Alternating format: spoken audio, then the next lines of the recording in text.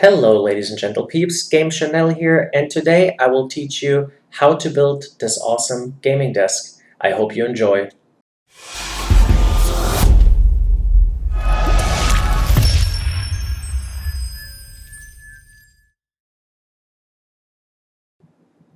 To start the project, you will need a 3/4 inch thick piece of plywood.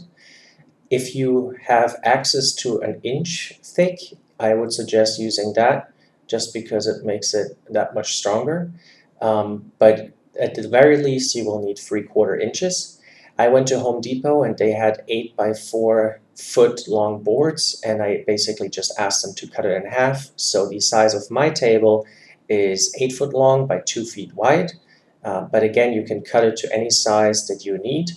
I personally, now looking back at it, and I've had this table for 2 months, I would probably go a little bit smaller in the future. Otherwise, you will need a lot of table legs to keep this board from bending through in the middle.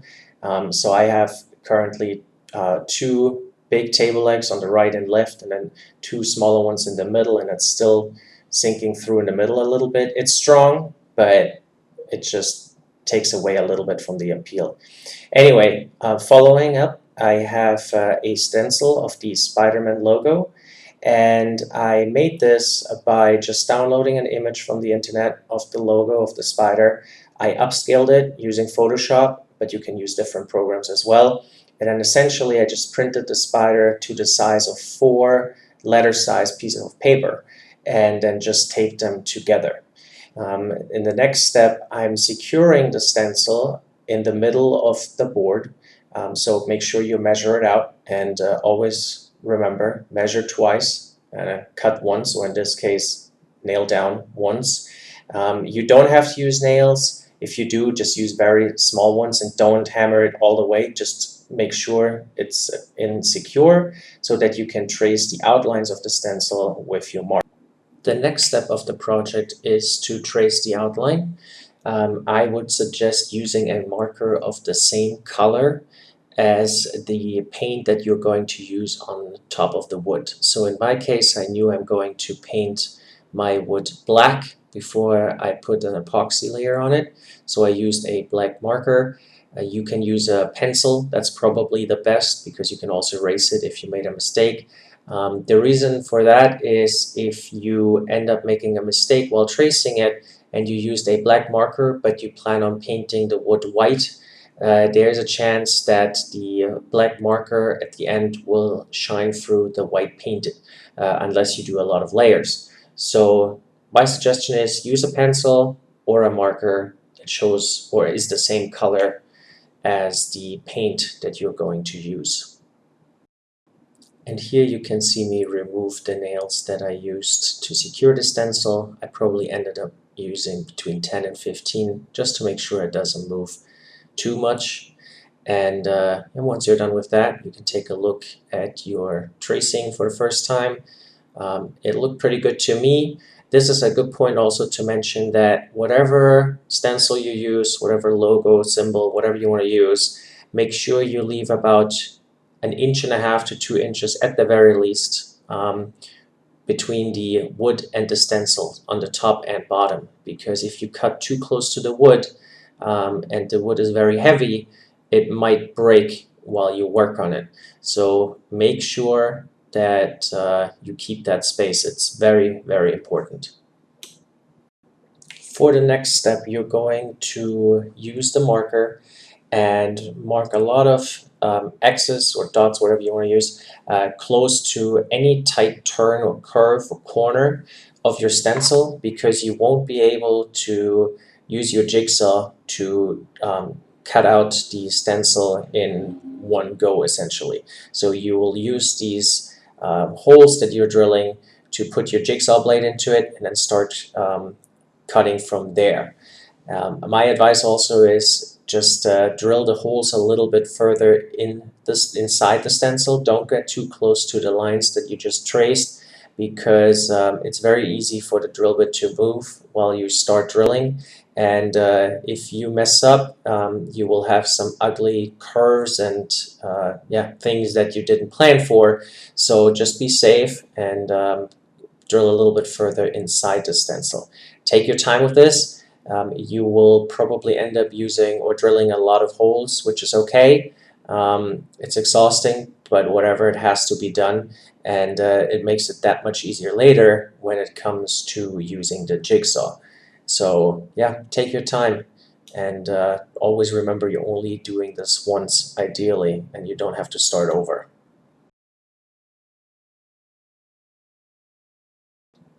And once you're done drilling all the holes, your stencil or workpiece should look something like this.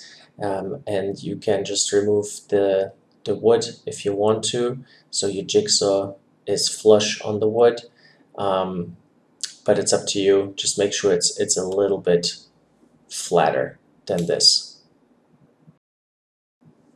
And now we have already arrived at one of the most crucial steps of this build video, and that is cutting out the stencil. So I'm using a regular jigsaw from DeWalt. I use a cordless one just because I find it a little bit easier to move around, but you can use any jigsaw that you want.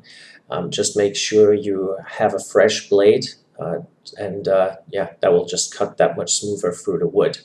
As you can see, I have this clip sped up 2 times, and I'm going very, very slow, and I want to take my time with this because if you do a wrong cut here, depending on what type of logo or pattern you use, you might be able to fix it, but you also might not be able to fix it. And if you can't fix it, you basically have to go out and buy another piece of wood and start all over again. So take your time with this.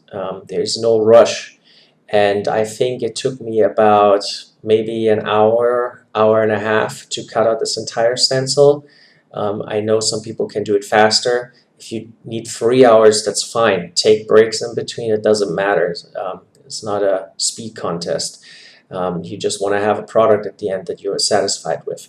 So take your time, cut it all out. Go from basically hole to hole to cut out the stencil, and in between you'll see pieces falling through, and that's okay, and then it makes it that much easier to cut going forward. Yeah, and that's what you have to do. Here's another view of me cutting out the stencil. You can see that I'm wearing eye protection and a dust protection in front of my nose and my mouth. Very important. Definitely wear both of these safety equipments. You never know what can fly around and hit you in the eye, and at the same time you also don't want to breathe in any wood dust that occurs from just using the jigsaw. So be safe. And ideally, you should probably also wear some ear protection. The jigsaw is not the loudest tool in the shop, so it's okay. But if you have, just use some ear protection as well. And once you're done cutting out your stencil, your project should look something like this. And following up is one of the most fun parts of every woodworker, and that is sanding. I used I believe it was an 80 grit, maybe 120, but somewhere in between. The good news is at this point you don't have to go through many grits. Just an 80 or 120 is enough, because we're still going to paint it and then we're putting epoxy over it. So really it doesn't have to be very smooth. This is just to give it some structure so that the paint holds onto it a little bit better, and also to get rid of any wood chips or unevenness that was on the board when we purchased it. So just go through every spot one time. I'm using an orbital sander. You can use just regular sandpaper on a piece of wood. You don't need any fancy tools for this. So yeah, just go over it real quick, give it some structure so the paint holds onto it, and that is all you have to do. Following up, you want to use a piece of cloth, an old t-shirt, microfiber towel, paper towel, anything really is fine to get rid of most of the dust on the surface. If you choose to slightly dampen it, make sure that you give it enough time, the wood, to dry before you put any paint on it. I believe in my case I just used an old dry kitchen cloth to, wipe away most of the dust. This doesn't have to be perfect. I mean, the more dust you can get off, the better, but we're not putting any epoxy on it at this point. It's just the step before painting it. So it doesn't have to be perfect, but just try to get as much of as you can. When it comes to painting your desk, you should use a water-based primer. I have read that if you use an oil-based primer or color, that the epoxy might not adhere to the watercolor so well, and we want to avoid that. So I would suggest use a water-based primer. They usually come pre-packaged in these cans, but depending on the color, you might have to ask them to mix it for you, and it shouldn't be a problem. In this case, they didn't have any black, they only had white water-based primer, so I asked them to mix it up. This entire can that you saw costs less than $10. It might have been $8 or $9, and it will last you several projects. I probably ended up using maybe a quarter of the entire can, and that was for, I believe, only 2 coats. I was pretty happy with how it looked after 2 coats. But if you use a lighter color, you might have to do a couple more coats. We also did a desk that you see in the background at the same time for my fiance, and hers is white. And I believe we ended up doing 4 coats for her before we were satisfied with how it looked, just because the wood kept shining through the white color. So we just had to do a couple more layers. But with darker colors, usually 2 layers, 2 or 3 coats is fine. And yeah, so you will spend a good amount of time painting. Give it some time. Just follow the instructions on the primer. I believe I waited about 2 hours before I put another layer on top of it, and then I waited a whole 24 hours before I started with the epoxy. So definitely give it a lot of time to dry properly. You don't want to have any wet paint before you start the epoxy process. And obviously don't forget to paint the edges of your desk as well. And what you don't have to do, although I did it anyway, is to paint the other side of your desk, the underside. Most people don't look underneath it, but by painting it and giving it 2 layers, I added protection to it from some moisture and humidity in the air. And also it gave me an opportunity to choose the side that I liked better to be the top of the desk. So again, it's not mandatory, but if you plan on having this desk for a long time, I would suggest that just give it 2 paints of coat on each side because you want to make sure you protect it from the elements. So once the color had a chance to dry for 24 hours, the next step is to make your stencil or an emblem that you cut out previously epoxy proof. And to start out, you just want to use another towel or kitchen cloth or microfiber cloth and brush away any dust particles. And then I'm using clear silicone to go alongside of the stencil. As you can see, I leave about ½ an inch to 3/4 of an inch between the silicone and the edge of the stencil. And that is because I am planning on putting a piece of acrylic glass on top of it. So by squeezing or by pressing down on the acrylic, the silicone will automatically spread. And I don't want all the silicone to go on the inside of the stencil, but I'd rather have it spread out evenly on the wood. And here you want to be very thorough. You want to make sure that there are no gaps, no holes anywhere on the silicone bead that you're putting down, because if you do, there's a good chance that epoxy will leak out. And depending on the size of the hole that you leave, you might end up losing all of the epoxy and it will drip down to the floor, and the mess that you will have is unbelievable and very, very hard to get rid of. So just use a little bit more silicone. This will be on the underside of the table, so make sure you put the nice side, you face the nice side of the desk down, and the bottom is basically facing up at this point. And you will really never see this side of the table, so it's okay if it doesn't look perfect, but what really matters is that you get this epoxy proofed, because epoxy is very expensive and you do not want to lose any of it. So once you're done spreading the silicone around your stencil, you will line up the acrylic glass, and the acrylic glass comes with two protection foils on each side.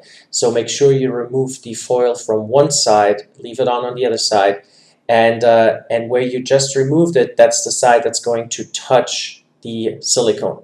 So take your time, line it up perfectly, and then just press it down.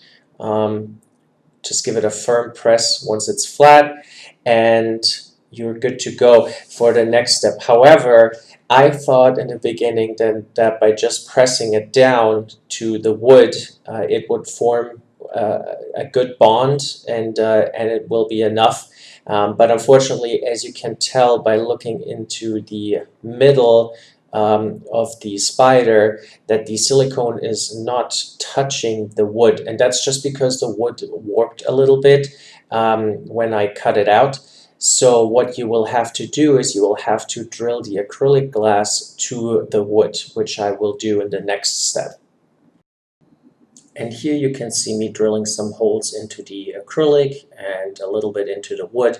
Make sure you don't drill too deep. You do not want to come out on the other side, but just in case that does happen, mix some wood glue with sawdust and then fill the hole, and then you can paint it black. And since there's going to be epoxy on top of it, it isn't really a big deal, but just try to avoid it altogether. It will save you a lot of work. And following that, you want to screw in the screws. Make sure that the length of the screw correlates with the thickness of your acrylic sheet and your plywood. So in my case, my plywood is 3/4 of an inch thick. The acrylic sheet was about 1/4 of an inch thick. So I want to use screws that are less than 1 inch long. And in this case, I believe I used 3/4 inch long screws. You can probably get away with 1/2 inch long screws. But again, that depends a little bit on the acrylic sheet and the wood that you use.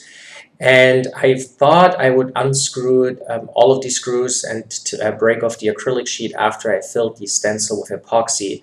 However, I did decide against it at the end, just because I believe that the acrylic sheet drilled into the wood gives it a little bit more structural integrity, and it will reinforce the middle of the desk a little bit better. So I highly suggest just leaving the acrylic sheet screwed in. And depending on the size of your stencil, the size of the project, the amount of screws that you need will depends. So in my case, I believe I used about 20 to 25 screws in total, and you might get away with a couple less, but honestly, don't save on screws. Just make sure it's really strongly secured and firm, and that will prevent any leaks from happening. And before you do the final seal, make sure you remove the protection sheet or foil that's on top of it, and it should look something like this, basically like a sheet of glass, but it is acrylic. And then just use the silicone that you used before, and just make sure you put it around each one of the screws. You can even top off the screws. Just make sure it's sealed as best as possible. And I also did a line of silicone all around the acrylic sheet as well. And like I mentioned before, I still had a small tiny leak, so you really can't use too much of it, and just be very precise. Make sure everything is sealed as best as possible. And now the moment that we've been waiting for. It's the first pour of epoxy into our stencil or into our cut shape. I'm using liquid glass.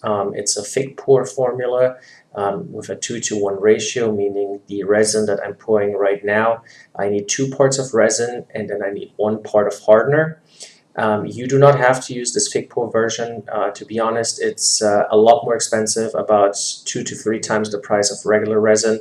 And instead of just buying the expensive one where you can do 1 thick pour, I would recommend just spreading it out over 2 or 3 pours. So generally speaking, I mean, and you should read the instructions to the resin that you're buying. If you use Total Boat, they usually recommend only 1/8 of an inch thick pours. Liquid Glass recommends about a 1/4 of an inch thick, the regular pour. This particular thick pour formula is for 2 to 4 inches thick pours. And that is totally unnecessary actually for this project, because my wood is only 3/4 of an inch thick. So I could have really saved myself a lot of money. I think this is about a gallon in total, hardener and resin. And to be honest with you, it was very expensive. I believe this was about $200 just for that 1 gallon of thick pour. And if you buy just a gallon of regular epoxy, it should cost you less than $100. So yeah, there's that. When it comes to mixing it, spend about 5 to 7 minutes, definitely no less than 5 minutes. And you shouldn't spend too much time either, because the more time you spend mixing, the less time you will have later to work with it. So about 5 to 7 minutes is good. If you go over 16 fluid ounces, make sure you use just a paint stir drill bit on your drill to give it a good steer. If you use 16 fluid ounces or less, you can just use that wood mix stick that I'm using right here. And yeah, speaking of mixing and measurements, make sure you get a good measuring cup that is very precise with its measurements, because if you're off too much, then the epoxy won't cure properly, and you either end up with a sticky mess that you'll have to scrape off and then start from the beginning, or it might take way longer to harden, and sometimes it doesn't harden at all. So make sure you measure really, really precisely. If you're off by a tiny little bit, that's okay. In general, a little bit more hardener is not too bad, but if you have too much resin and too little hardener, then you end up with a sticky mess, and that's awful. And what you see me do here is I'm pouring the epoxy after I'm done mixing it for 5 to 7 minutes. I'm pouring the epoxy from 1 cup into another, and that just makes sure that I'm giving it one final good shake, and then just spend another 30 seconds mixing in the new cup, and then you're good to go. You will actually spend a little bit more time mixing, because I'm putting in my color pigments at this point. You could start out putting the color pigments in earlier, so you don't spend as much time mixing as I did. But since I don't really need to work with it so much, or I don't need a long work time for this, because I'm literally just pouring into the shape and then it spreads out by itself, I was fine with it. Now this part is a little bit tricky, because you don't quite know how much pigment you need until it's in there. And in my case, the look what I was going for was like a semi-transparent red, because I knew I was going to have LED lights underneath it, and I wanted these lights to shine through. If you use too much color, or especially if you use a pearlescent mica powder, which is, by the way, the product I'm using, it's called a mica powder, and you can get them in all colors. And if you get a pearlescent one, they're usually very, or not very opaque, so you can't really see through it. So make sure that if you use these powders, you just add a little bit, stir it, see how it looks, and then add more if you need to. In my case, I didn't use enough, and you'll see that in a little bit, at least for the first pour. And just looking at it from the side, I would say make sure it has a good consistent red color, or whatever color you're using, in my case red. And you can use your paint stick to look at it. So if you put the epoxy on this paint stick and you essentially scoop it out of the container and take a look, if you can clearly see the wood behind the epoxy, then you know you should probably add a little bit more color. And if the color covers the wood pretty solid, but not too much so that you can't see any wood at all, then I think you have reached a good color consistency. You can also, I will actually turn off the light and go with a flashlight behind the color around the bucket just to see how much light travels through it. But to be honest with you, that wasn't really a good measuring method of color consistency, just because the wood and the layer of epoxy will only be 3/4 of an inch thick, and as you can tell, this bucket is a lot thicker. Like the total amount of epoxy is a lot thicker than 3/4 of an inch. So just because light travels through or barely travels through in this bucket doesn't mean it's going to be the same when the epoxy is poured. Alright, and this particular mica powder came with a flashlight, so I'm just checking how it looks if light shines through it. Again, this was really not a good way of measuring the transparency of the powder, and I keep doing this quite a few times, and you will see in a little bit that it really didn't work out the way I wanted it. But yeah, I mean, it's one way to take a quick look, but really don't necessarily spend too much time doing this because it isn't quite accurate. And now that we're done mixing our epoxy, it's time to pour it into our shape. Make sure that you use a vacuum or a brush or something to remove any wood chips or dust particles that are inside the shape, stuck to the acrylic or the wood, because they will end up floating to the surface of the epoxy and they will be visible, and it's just not worth it. So make sure your work area is clean, and then just pour the epoxy right into the middle of your project or your shape, because it will spread out by itself. And also make sure that your project is level. In my case, I actually didn't quite level it perfectly, and so the part of the shape that's closer to me is raised up higher than basically the head of the spider. So there's a lot more epoxy flowing into the back four legs and the, I guess, pelvis area of the spider than the head and the top four legs. And I did readjust that later. I just put some paint sticks on one side of the desk to raise it up, and then that helped me level it out a little bit better.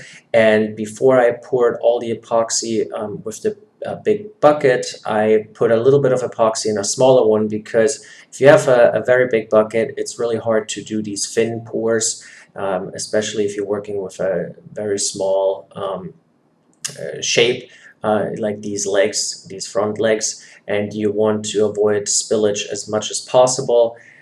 So yeah, just put a little bit of epoxy aside into a smaller cup, and it makes it easier to pour it into the smaller parts of the project. And yeah, just use all of it. In my case, I didn't have enough epoxy, and actually I'm really glad I didn't.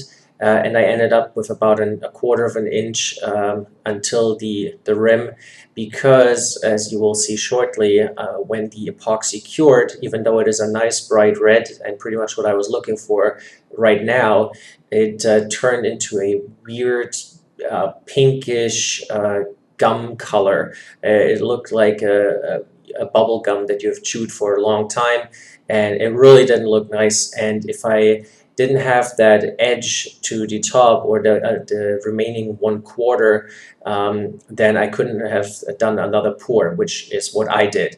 And I added a lot more color into my last 1/4 inch pour to basically make sure that the spider becomes a really nice bright red and not that ugly bubblegum color. And so as soon as you are done pouring your epoxy, you will see that bubbles are rising to the top. Sometimes they grew up to these white bubble patches. It looks like almost like foam grouping up, but essentially with the heat gun you will go over every part of the epoxy, and you do that right after you're done with your pour, and then you will do it about 2 or 3 more times. I recommend doing it about every 10 to 15 minutes for about 45 minutes, and then the epoxy should be hard or cured enough that bubbles won't rise to the top anymore. No guarantees, but usually it's about 45 minutes. So come back about 2 or 3 more times, and then you should be okay. Make sure you take your time. Don't go too slow with these heat guns, because you might end up burning the epoxy, which doesn't look good and also doesn't smell good. So go over it at a decent speed. Like you see here, that's a good speed. If you go too fast, you might end up missing some bubbles or they might not pop. So yeah, don't go too slow, don't go too fast. Definitely don't stop anywhere, because you will end up burning the epoxy. Alright, and here we have our bubblegum looking mess. Like I said, this is not the color I was going for, and I was very disappointed to see it like that after about 12 hours of drying overnight. And basically what I decided to do is put another layer of epoxy on top of it. Here I'm going to test the hardness of the epoxy after it dried for about 12 hours, and as you can see, it left some dents just by lightly touching it, which is good. That's pretty much what you're going for. If you end up letting it dry too much, let's say you've given it a full 24 or 48 hours, the epoxy will be very hard, and what you need to do then is you just need to use a 80 grit sandpaper and just scuff up the epoxy as much as you can, because if you don't scuff it up, then the epoxy might not bond well to the previous layer. So yeah, using sandpaper is very important if you let it dry for too long. But in this case, it was still not cured completely, so I felt okay just putting another layer on top as is without sanding it before. And as you can tell, this time the red is a lot brighter than last time. I did not want to run the risk of having another bubblegum color at the end because I only have about 1/4 of an inch left to the edge or to the rim of the shape. I knew this was my last attempt to give this the proper color that I was going for. So I put a lot more mica powder into it. And I knew, because there's only about 1/4 of an inch total thickness of colored epoxy at this point, because the other part turned almost transparent, I knew that light would travel through it even if I put a lot of color pigment into it. So I felt okay doing this. Obviously it is a small risk, because at this point, if it turns into a bubblegum color again, then basically I either have to accept the fact that the spider will always look like that, or I have to start from scratch. So it is a small risk. It's probably worth doing some samples if you have the time before, but I didn't want to waste too much time on this, so I just went for it. And it looks a lot better. I'm much more pleased about this.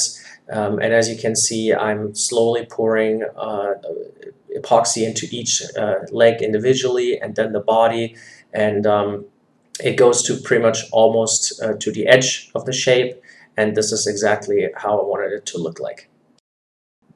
So while you watch me get rid of the dust that was left on the table surface after I sanded it down with 120 grit, which is something I recommend doing just so you give the epoxy a little bit more grip to the wood, because you want to make sure that the wood and the epoxy bond together well. But before we go into the clear coat, let me just briefly mention that you have to measure it out correctly. So we're doing a flood coat, not a seal coat. So if you do a seal coat, which is something, by the way, you can do this first. So a seal coat basically is a very thin layer of epoxy, and the way to go about a seal coat is you measure the square footage of your project, and for every square foot you will need 1 fluid ounce of epoxy. So my desk is 8 foot long and 2 feet wide, so 16 square feet. So that means if I wanted to put a seal coat on it, you need about 16 fluid ounces. And I put them on a very thin layer, use a brush or paint roller, and then give it about 12 to 24 hours to dry. If you wait a full 24 hours, you will have to sand it again before you put your flood coat on it. But in my case, I went directly to a flood coat, which you can totally do. And for a flood coat, you need 3 fluent ounces per square foot. So again, we still have a 16 square foot workspace here, and if you just multiply that by 3, you will end up with 48 fluent ounces. And that is quite a lot of epoxy. So like I mentioned before, if you go over 16 fluent ounces, make sure you use a drill bit for mixing your epoxy, which I did in this case, and you will need a large enough bucket to measure it out. And in the next step, you will see me applying the flood coat. So for your flood coat, make sure your project is perfectly even, so that no side is higher or lower or tilted, and that the epoxy can basically level itself. Most epoxies are self-leveling, which is definitely something you want to look out for your flood coat. And I recommend using Total Boat or liquid glass. These two I have experience with, and I can definitely attest that they are self-leveling and work really well. Just use the entire epoxy, just dump it all in the middle of your project, and then you will use I believe the tool is called a grout, and to spread out the epoxy.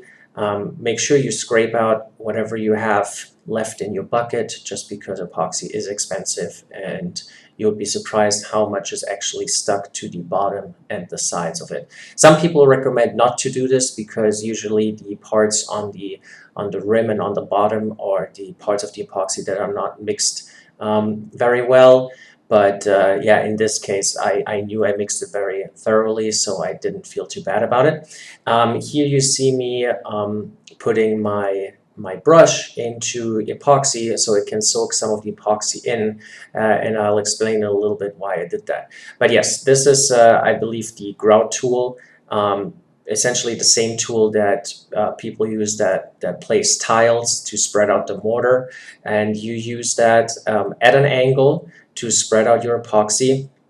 Now, since I've been recording this video, or at the time of recording this video, I have worked with epoxy a lot more. I've become a lot more proficient with this, but I guess the technique doesn't change. Just keep it at an angle. Don't place it at a 90-degree angle flat down, because you want to be able to actually push some of the epoxy. Yeah, you just also want to make sure that where you take it from, you still have some epoxy left. So take your time with this. Don't take too much time. I would say after mixing it, you have about 25 minutes, maybe 30 minutes tops to work with this. And just spreading it out is actually not the only part. When you spread it out, don't go all the way to the edge quite yet. Just wait until you've spread it out the majority of the epoxy, and then you, at the very last, for the very last step, you can just spread it all the way to the edge and let the epoxy, the leftover, drip down on the edge. And I'll just let this play out so you can take a look at how I did it.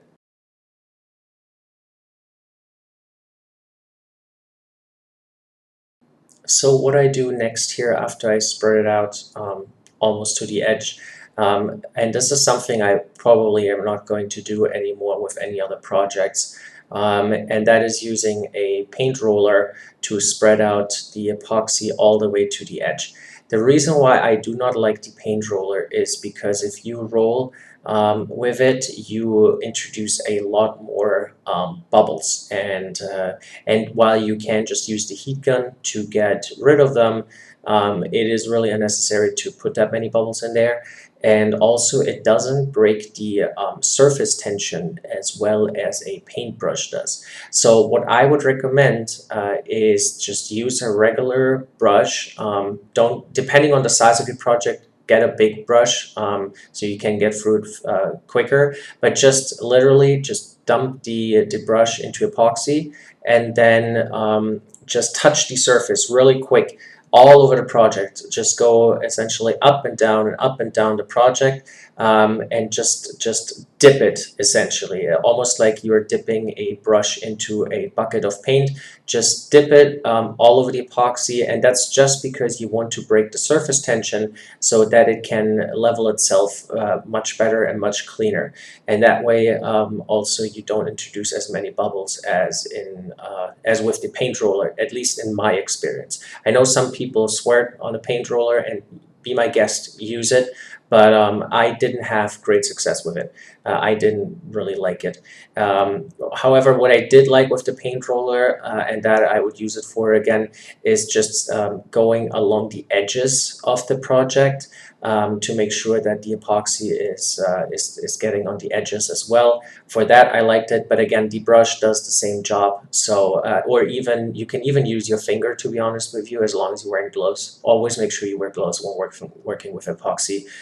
It's very hard to get rid of your hands if it gets stuck to it. So definitely use gloves. And also, you can probably tell in the background, I'm wearing plastic bags over my shoes because I did not want to ruin my shoes by epoxy dripping on them. So either wear shoes that you don't mind getting really dirty, potentially throwing them out, or like I did here, just wear some plastic bags. But as you can tell, it's coming along. It might not look 100% even or flat right now, and it looks like it's a little bit bent everywhere, but that will level out at the end, so don't worry about this. And like before, and I don't think I have a clip of this, but you go over it at the end with your heat gun. Be very thorough, don't go too quick, don't go too slow. You should be able to see all the air bubbles pop, and then repeat that process every 15 minutes. And with a flood coat like this, I prefer to do it about 3 to 4 times. So basically for the first hour of the project drying, come back every 15 minutes, just go over it real quick with your heat gun. It shouldn't take you more than 3-4 minutes for a project of this size to pop all the bubbles.